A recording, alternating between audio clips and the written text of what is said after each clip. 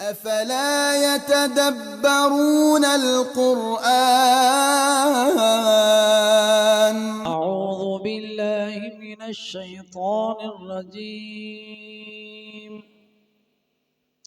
بسم الله الرحمن الرحيم ألف لام ميم الله لا إله إلا هو الحي القيوم نزل عليك الكتاب بالحق مصدقا لما بين يديه وأنزل التوراة والإنجيل من قبل هدى للناس وأنزل الفرقان إن الذين كفروا بآيات الله لهم عذاب شديد والله عزيز ذو انتقام إن الله لا يخفى عليه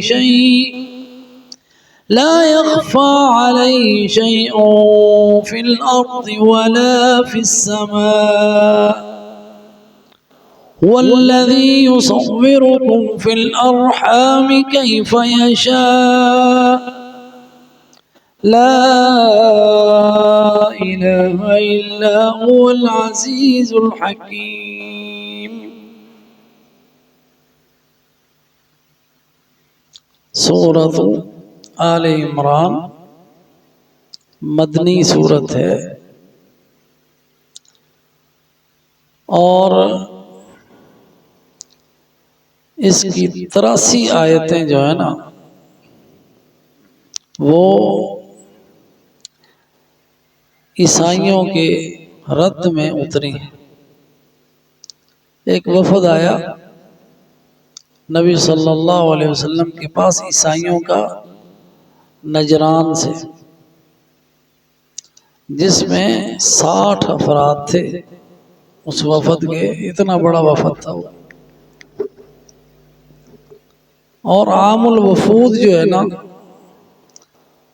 وہ فتح مکہ کے بعد ہے، 9 ہجری جب فتح مکہ ہوا تو اس کے بعد پھر عرب سے اور آس پاس کے علاقوں سے نبی صلی اللہ علیہ وسلم کے پاس وفد آنے شروع ہوئے۔ تو علماء کی ایک رائے یہ ہے کہ یہ 9 ہجری میں نہ اتریں گی آیتیں۔ جب انہی وفود میں ایک نجران کا وفد عیسائیوں کا آیا، جس کا سربراہ اس کا نام عاقب تھا، اور اس میں ان کے بڑے بڑے پادری شامل تھے، اور جنہوں نے نبی صلی اللہ علیہ وسلم کے ساتھ آ کے مناظرے کیے، اور پھر مناظروں کے بعد معاملہ جو تھا مبالغے پہ آ گیا۔ تو نبی صلی اللہ علیہ وسلم اپنے اہل بیت کو لے کے آ گئے میدان میں، لیکن پھر یہ نجران کا وفد یہ میدان میں نہیں آیا، ڈر گیا۔ تو یہ سورت عیسائیوں کے رد میں۔ تو اس سے پہلے جو سورت تھی سورہ بقرہ جو ہم نے پڑھی وہ یہودیوں کے رد میں ہے، جیسا کہ ہم نے یہودیوں کے احوال پڑھے، اللہ تعالیٰ نے ان کے احوال بیان کیے کہ کیسے انہوں نے اللہ کی نافرمانیاں کی، حضرت موسیٰ علیہ السلام کو کیسے کیسے انہوں نے ستایا، کیسے وہ گمراہ ہوئے، انہوں نے بچھڑے کی پوجا شروع کر دی، اللہ کی نعمتوں کی کیسے ناشکری انہوں نے کی، اللہ نے کیا کیا ان کے اوپر انعامات کیے، اور وہ کن کن شبہات میں ملوث ہو گئے، حتیٰ کہ شرک میں ملوث ہوئے۔ اسی طرح یہ جو عیسائی ہیں، ان کی کیا کیا گمراہیاں ہیں اور ان کا اللہ نے کیا رد کیا ہے ان گمراہیوں سے بچانے کے لیے۔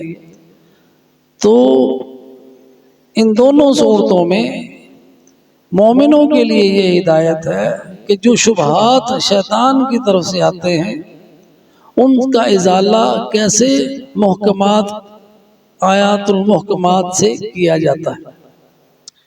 تو یہ دونوں صورتیں بڑی عظیم صورتیں ہیں۔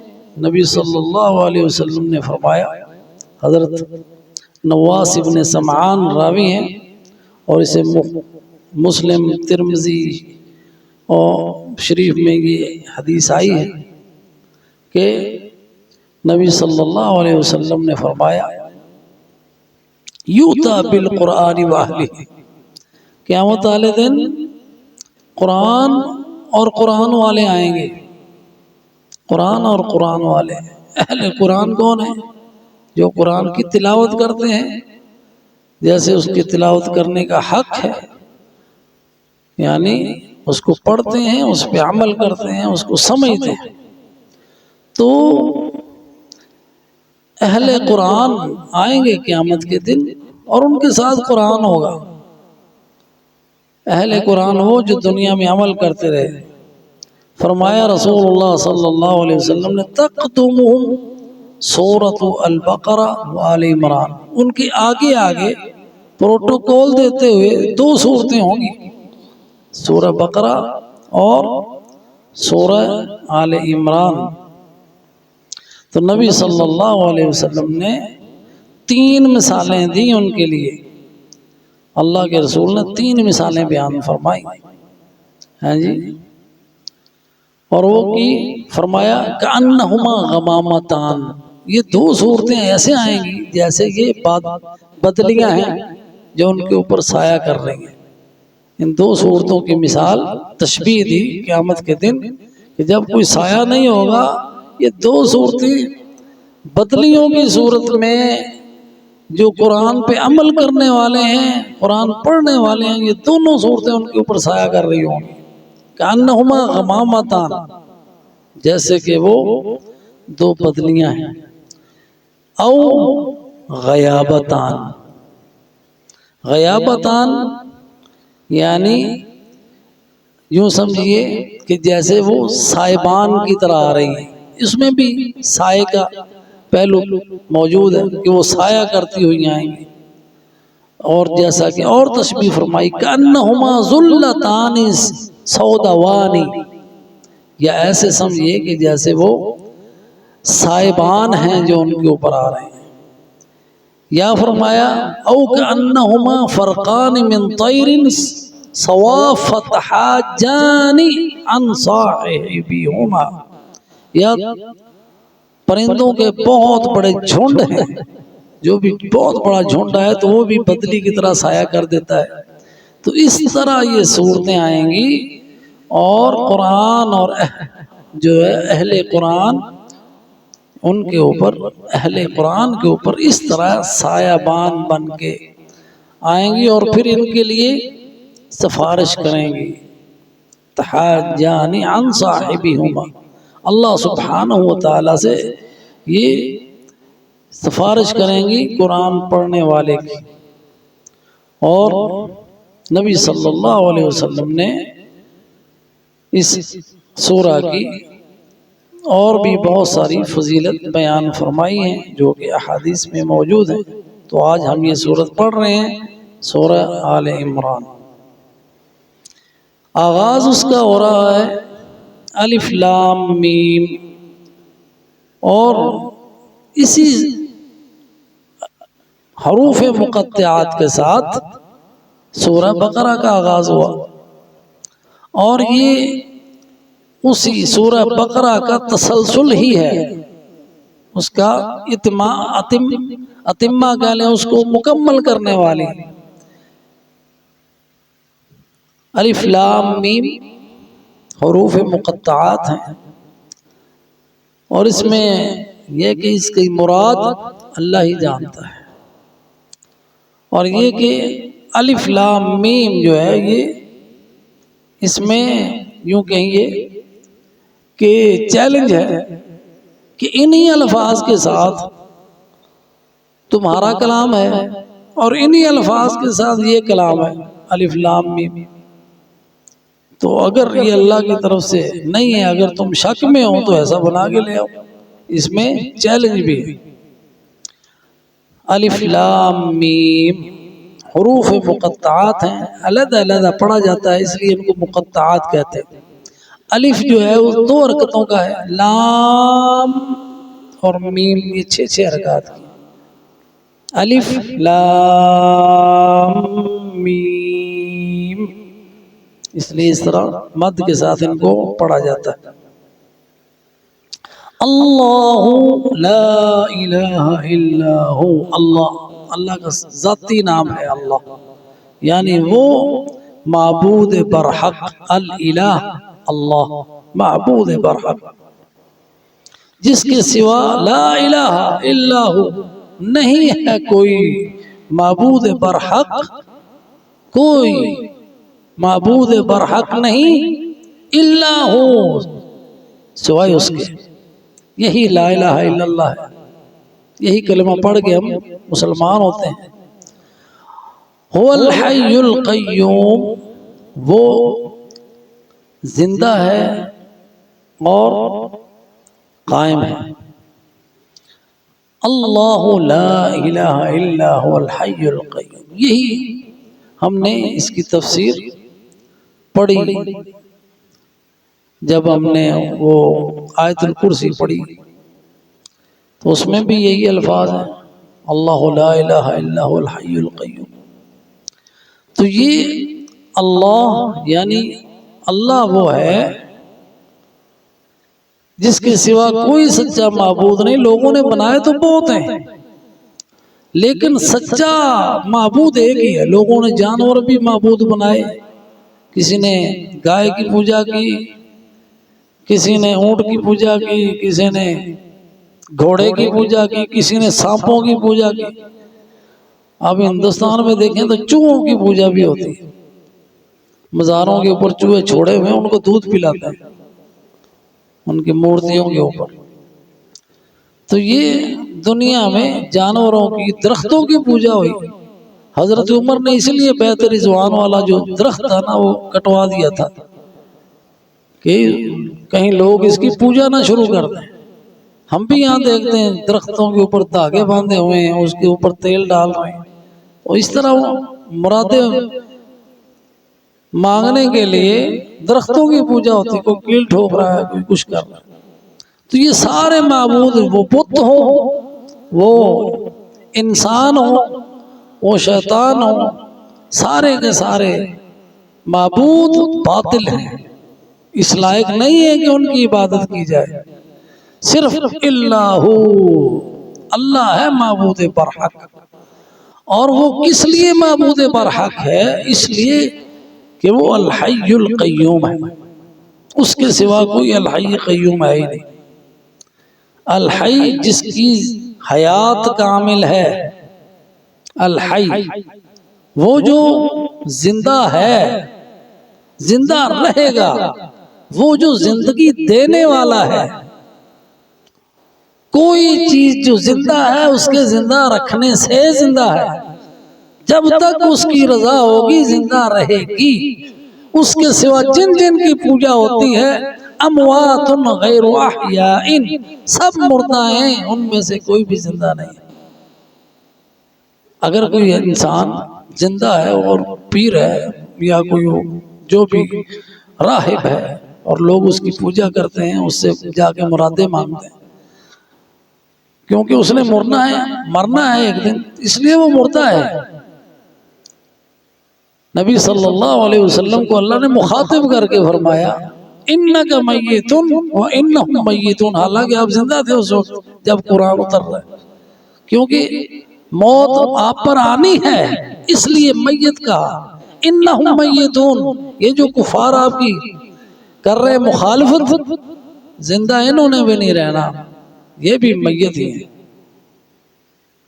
تو حی صرف ذات اللہ تعالیٰ کی. الحی القیوم، قیوم الحی جو ہے نا یہ اللہ تعالیٰ کی ذاتی صفت ہے۔ القیوم، القیوم قائم رکھنے والا، قائم رہنے والا، اللہ کے سوا اور کوئی نہیں۔ القیوم جو نظام دنیا میں قائم ہے اللہ کے قائم رکھنے سے قائم ہے۔ لیل و نہار آ رہے ہیں نا، دن رات دنیا کا نظام قائم ہے، اس کو قیوم ہے جس نے قائم کیا ہوا ہے۔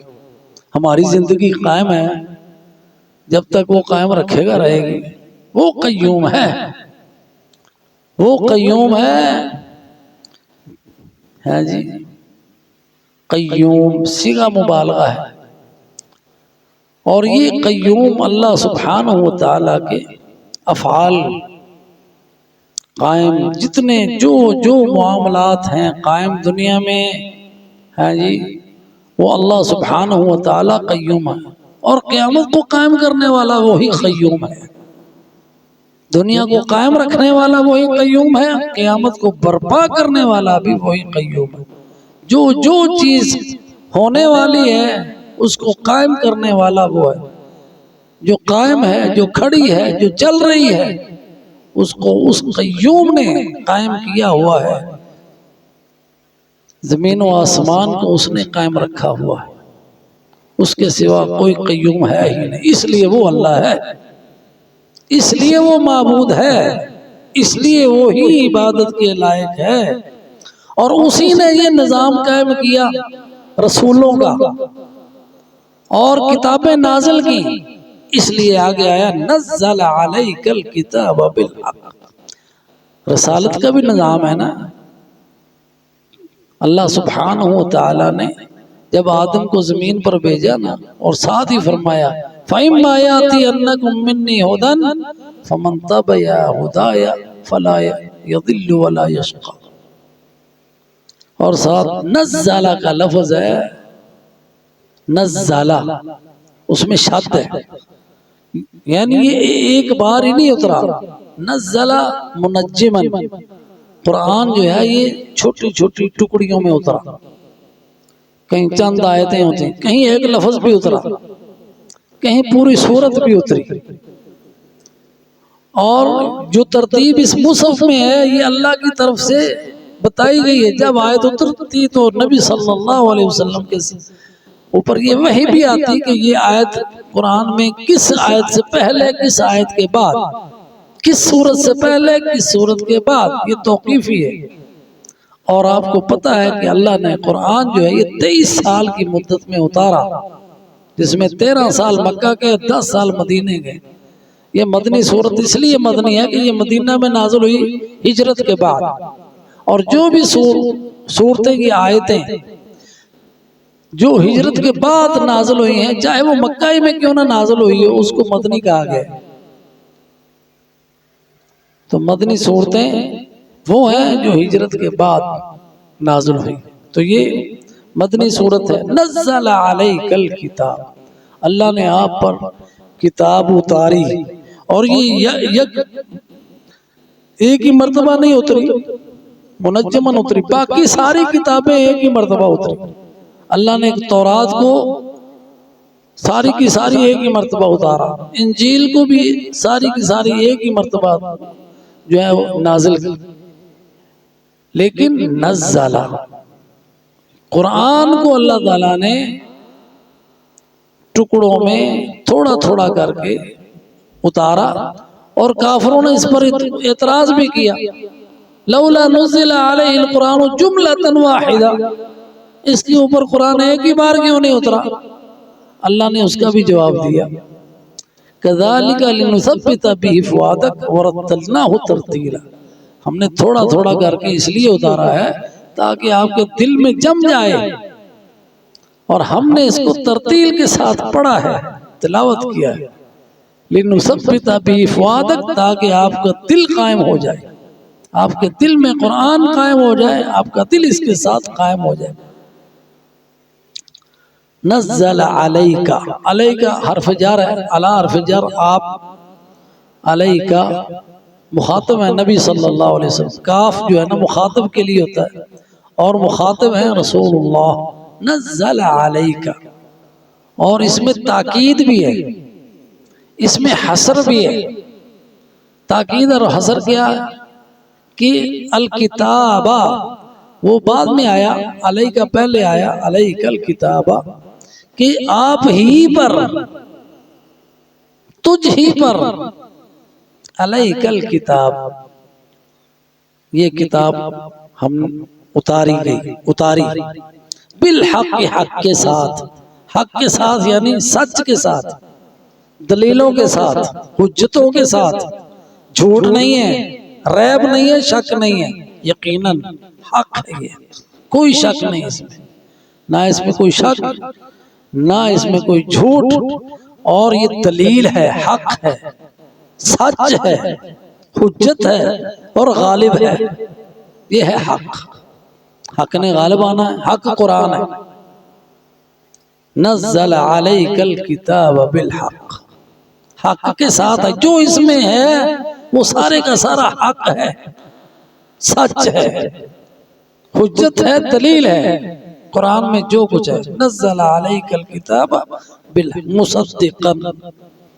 اور یہ مصدق ہے، اسم فاعل، مصدقا تصدیق کرنے والا، مصدق یعنی تصدیق کرنے والا، اور ایک معنی اس کا یہ موافقا مطابقت رکھنے والا، کس کے ساتھ؟ لما بین یدیہ جو اس سے پہلے آ گئی، لما جو کچھ، بینا درمیان، یدیہ ہاتھوں کے، یعنی آدمی کے ہاتھوں کے سامنے وہ چیز ہوتی جو اس سے آگے ہو، تو قرآن سے آگے آگے جو آئیں کتابیں جو اس سے پہلے آئیں وہ مراد ہیں، اور وہ تورات اور انجیل ہے، اور اس کو دوبارہ تاکید کے ساتھ ذکر کیا، وَأَنزَلَ التَّوْرَاةَ وَالْإِنجِيلَ، جس نے یہ قرآن اتارا اسی نے تورات اتاری، وَأَنزَلَ وہاں پہ قرآن کے ساتھ آیا تھا نزل، اور تورات اور انجیل کے ساتھ آیا انزل،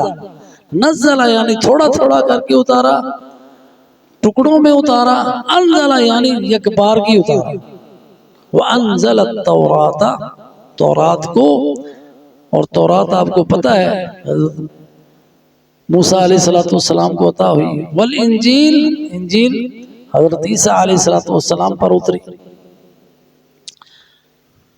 من قبل ہدی للناس وانزل الفرقان، یہ انشاءاللہ ہم باقی کی آیتیں کل پڑھیں گے، وآخر دعوانا ان الحمدللہ رب العالمین۔